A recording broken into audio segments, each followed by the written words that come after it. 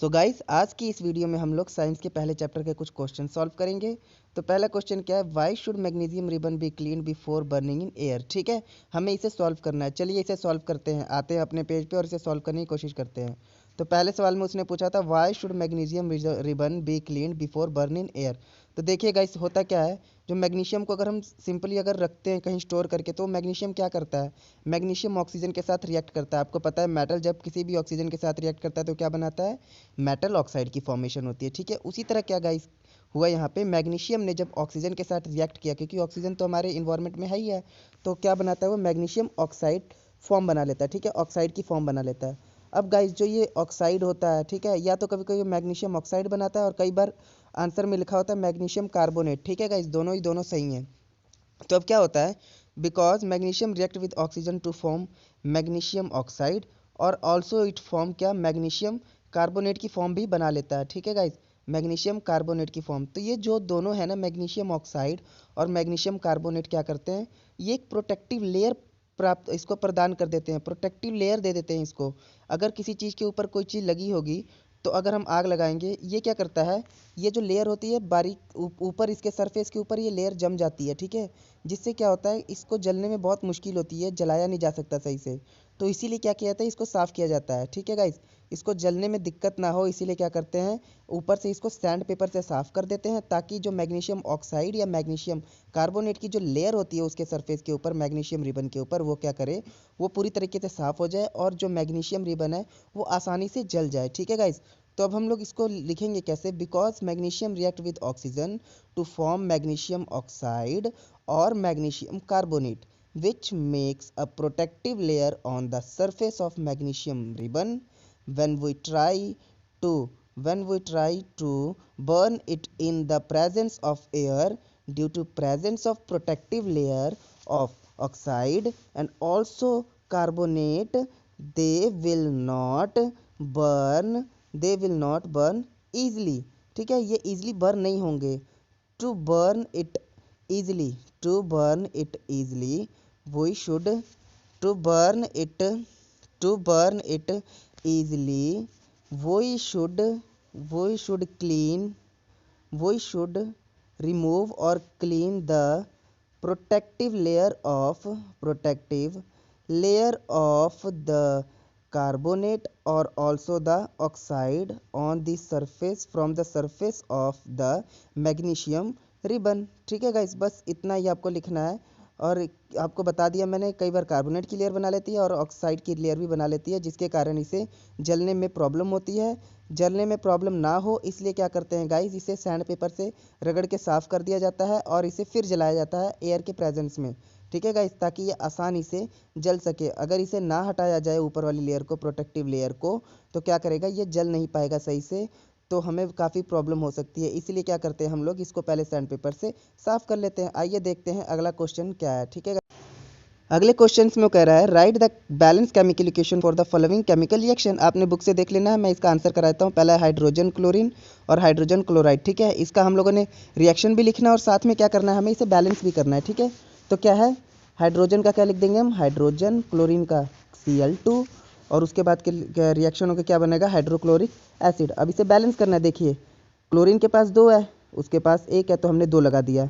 फिर क्या देखना होता है, हाइड्रोजन, हाइड्रोजन कितना हमारे पास 2 है, ये भी बराबर हो गया। ठीक है गाइस, तो इसकी सिंपल इक्वेशन क्या बनेगी, H2 plus Cl2 is equals to 2HCl, hydrogen plus chlorine is equals to hydrochloric acid. अब आती है हमारे पास, दूसरा था हमारे पास बेरियम क्लोराइड को जब हम लोग रिएक्ट करवाते हैं अल्मोनियम सल्फेट से रिएक्ट कराते हैं, तो कौन सी फॉर्म बनती है हमारे पास, तो यहाँ पे हमारे पास बनेगा गाइस बेरियम सल्फेट, जो प्रोडक्ट बनेगा बेरियम सल्फेट बनेगा, प्लस हमारे पास बनेगा एल्यूमिनियम क्लोराइड। ठीक है गाइस, AlCl3 गाइस। ओके, अब हम लोग को इसको क्या करना है, बैलेंस करना है। तो देखना है बेरियम 1 है, यहाँ पर बेरियम 1 है। ठीक है, अब एल्युमिनियम के बाद मेटल देख रहे हैं। ठीक है, एल्युमिनियम यहाँ पे 2 था तो हमने यहाँ 2 लगा दिया बैलेंस करने के लिए। फिर देखते हैं गाइस क्लोरीन, नॉन मेटल देखा, यहाँ 2 है, यहाँ पे कितना है, 3। देखिए गाइस, ये तो यहाँ पे 6 हो गया।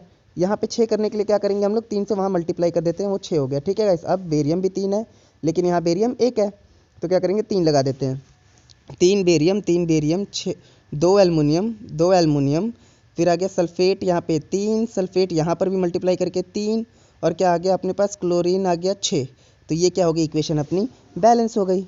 अब बात करते हैं हम तीसरे की। तीसरी इक्वेशन में वो क्या बात कर रहा था, तीसरी इक्वेशन में वो कह रहा था सोडियम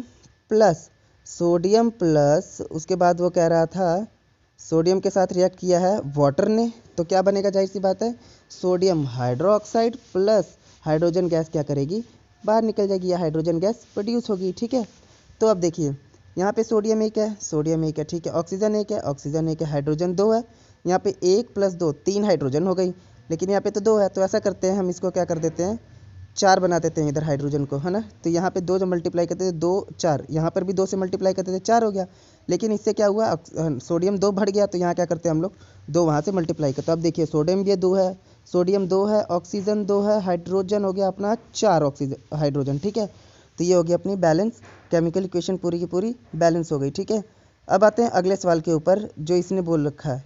अगला सवाल हम लोग का है, तो गाइस तीसरे सवाल में कह रहा है balance the chemical equation with the state symbol of the following reaction. देखिए इसमें स्टेट सिंबल भी बताना है। ठीक है, स्टेट सिंबल का मतलब होता है कि कौन सी फॉर्म में है वो, लिक्विड फॉर्म में है, सॉलिड फॉर्म में है, aqueous सॉल्यूशन में है, ठीक है, या जो भी है वहाँ पे आपको बताना है। ठीक है, कि सिंबल साथ में लगाना होता है। ठीक है, जैसे मैं करके दिखाता हूँ। पहला था बेरियम क्लोराइड, साथ में बेरियम क्लोराइड क्या होता है गाइस, ये होता है aqueous सॉल्यूशन, मैं आपको बताऊंगा aqueous सॉल्यूशन क्या होता है।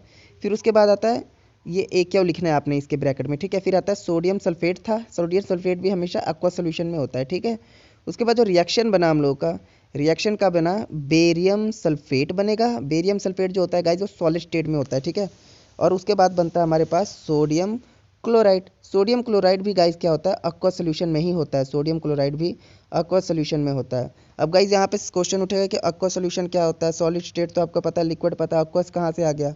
तो aqueous का मतलब क्या होता है गाइस, जो क्या कहते हैं पानी में सॉल्युबल हो। ठीक है, चलो मैं यहाँ पे पहले बैलेंस कर लेते हैं इसको। बेरियम एक है, बेरियम एक है, ठीक है, यहाँ पे सोडियम 2 है, सोडियम एक है, तो क्या करते हैं 2 लगा लेते हैं। ठीक है गाइस, अब बेरियम एक, सोडियम सल्फेट एक, क्लोरीन 2, फिर आ गया सोडियम 2, सोडियम भी 2 है अपने पास, तो ये क्या है केमिकली बैलेंस है।